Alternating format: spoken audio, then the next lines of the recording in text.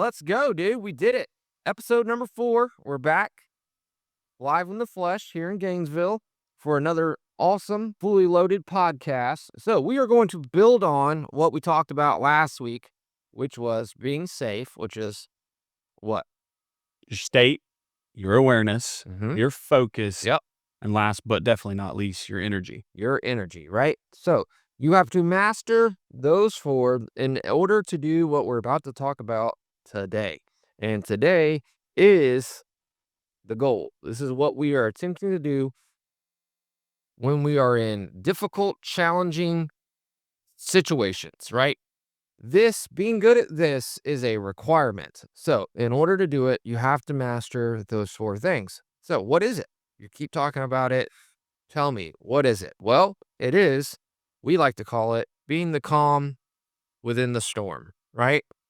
So, being the calm, that's very vague. What do we mean by that? You want to tell the audience what we mean by the calm? What is the calm? What does that mean? So I used to think that being the calm meant just not going off the rails, like not going and not getting put on the news or, not reacting and doing something extremely wild that, one could say, man, what happened? Like, what got into them? But really, as we've dug into this and then trying to apply it, it's in the little things. It's in the moment by moment. It's in the, hey, this, whether it be excitement, and then you're able to balance that excitement with calming down and just being calm. But then, or anger, or something is said that you don't like, and then you're able to go, didn't like that, but I'm not gonna match and go back and forth. And so the calm to me is you have to use the what we taught. You have to think about safe in order to do it. But it's not just being quiet and not saying anything, but from an energetical standpoint where you're choosing calm moment by moment, because there are things, you know, unfortunate news could make us really angry or sad. And then really exciting news could take us way up on the scale to a higher frequency. And to me, it's the moment by moment choice of, you know, being, we talk about a lot, like calm alert is like one of our like flow state. Like that's when you're not in a spaz energy, but you're alert. So you're aware. Your awareness is, I'd say, tightened, like your higher frequency on awareness, but not so much that you're just like glitching out all over the place. You're in a calm alert state. So that's what it means to me. What about you? Yeah, so the calm is the energy, right? So the energy is what dictates the state, the perception, and so it is the starting point, is where you need to be in order to get the outcomes that you're looking for. So, when you have a storm, the storm is quite literally the opposite of calm, right? So it's like you're the eye of the storm. If you've ever been in the eye of the storm or read or researched anything about it, it is quite literally calm and peaceful in there, but while there's chaos going on outside of it. So you need to be able to control the forces that are going on around you and calm them down, right? And so how you do that, in my opinion, is going back within, being aware of your energy, being aware of your state, and the another rule that I'm gonna bring up, maybe we shouldn't have, but I think it ties in with this. It's a principle of ours, which is don't react without the facts. Yeah. And part of that, of not reacting without the facts, is before you react, you need to be able to become the calm within the storm. And then you can react. But you're not necessarily reacting.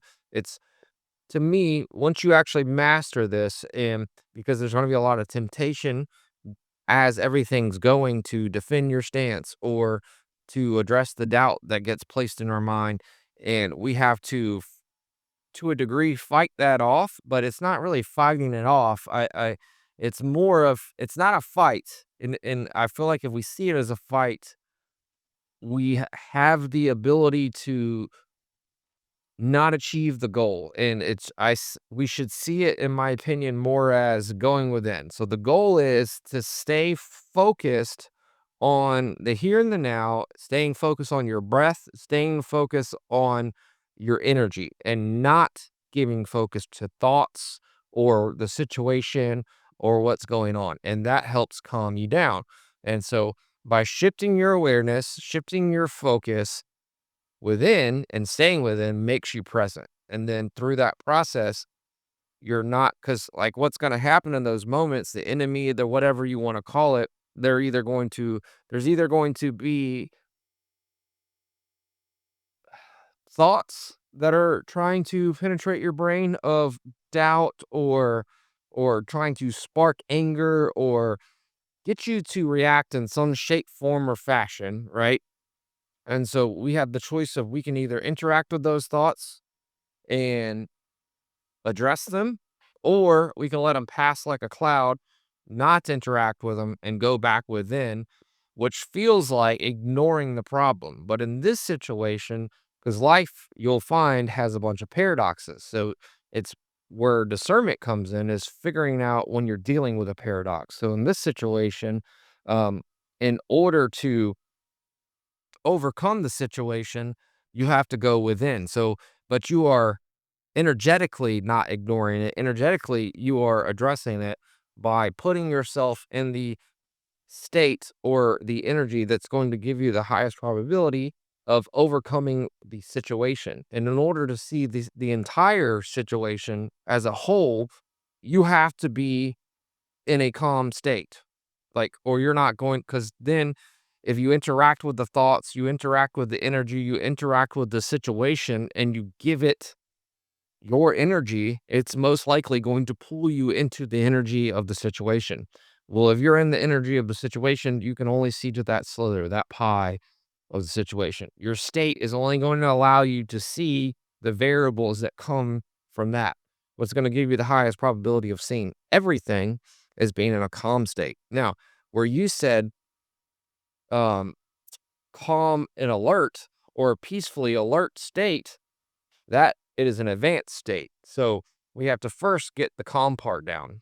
Once we're good at the calm part, then we can start pairing that with the alert. The alert reminds me, or if I was going to give you a visual representation of what that looks like, would be like um a monk or like Bruce Lee or somebody where they're extremely calm, but they're able to move very fast. They're processing everything at high speeds, and you can see that they're extremely calm, but they're also very present. They're very alert. They're very like you can't just sneak up on them because their awareness is expanded throughout the entire room, and so their consciousness is viewing or receiving reality at high frames per second, right? So that's the alert piece, right? It's just that we are receiving or perceiving reality at high frames per second. What allows us to do that is the peace, the calm. Why? Is because in order for something to raise its vibration, there can't be any friction. If you're holding on to something or you're putting thought towards something or you are derailing and not working on removing the friction, then you are creating friction and you are slowing down the rate in which you can perceive reality at high frames per second. So you have drastically decreased or derailed your ability to perceive reality at high frames per second. Once you're able to receive or perceive reality at high frames per second, you're able to perceive or receive downloads. And those downloads are usually going to give you the answer. They're usually going to give you the path forward, what you need to do. But you only get them in those moments where you're present, you're in the here and now.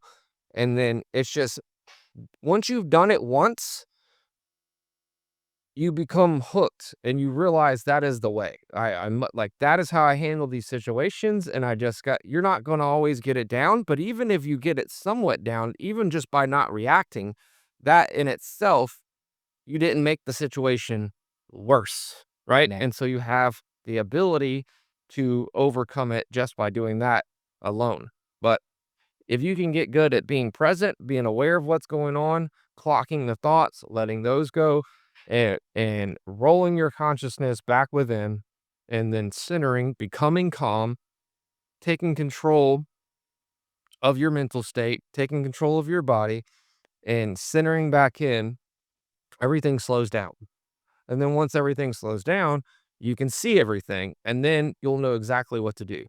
But what'll happen is we'll have doubt or we'll have worry or whatever that we're not going to respond or we're yes, you're right. If you entertain those thoughts or you let those creep in, yes, you have significantly decreased your chances of being able to overcome the situation. Now, there's a caveat to this. Just because you attempt to do what I'm saying doesn't mean that you're going to pull it off or things are going to end well. That's not what I'm saying. There is no guarantees in life is what I'm saying. So we first must agree to that. If we don't agree to that, then we can't really go any further. Like we're never This is all just increasing the probability. correct. And that if and most of we don't like absolutes, but this is going to improve the odds or increase the probability, and that's it. And that's where we have the filter. I mean, we kind of are reminding each other, reminding teammates, screen when we it's something that we clock and when we're screening for interviews, when someone speaks in absolutes, it's a trigger or it's an indicator of, oh, we need to address that because very often if it's everything is about probability and you're not going to be able to remove all the risk or say, I do this always. No one expects that. And there's levels to everything. So once you get level one, where you're consistent with that, but that's the thing. Consistent means you do it more than you don't. That's it. It doesn't mean that